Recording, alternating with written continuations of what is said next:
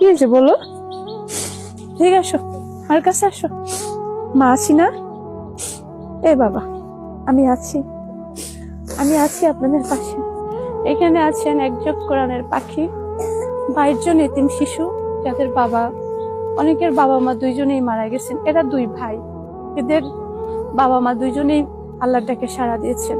ওর মা 4 বছর আগে মারা গিয়েছেন। এখানে ইন টোটাল 22 জন শিশু আছেন।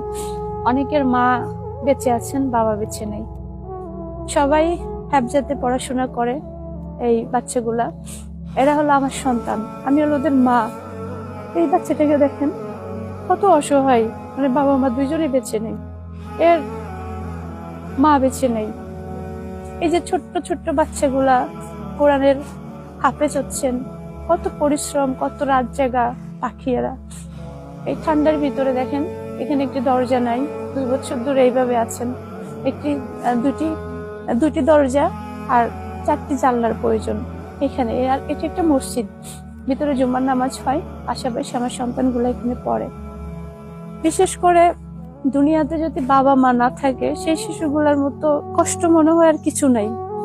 আসলে ভাগ্যের কাছে আমরা কখন যেন হেরে যাই জানি না।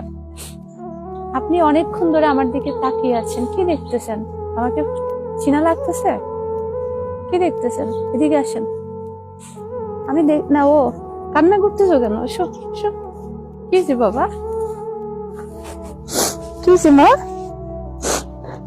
কান্না করতেছো কেন তুমি? সে পাগল, কি যে, কি বাবা নাই, মাও নেই? এ পাখি, কি হয়েছে বলো? কি আমার বলো, কি হয়েছে তোমার?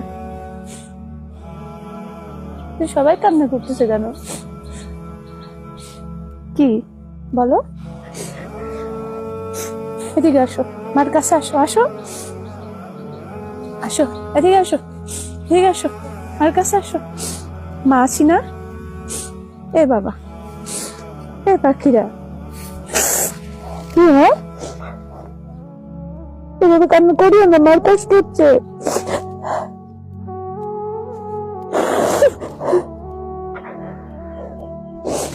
এই এই দেখি,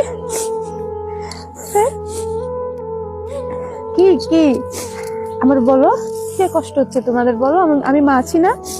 হ্যাঁ, আমার কাছে আসো, আমার কাছে আসো। মা আছি, মা আছি, এই মা আছি, মার বুকে আসো।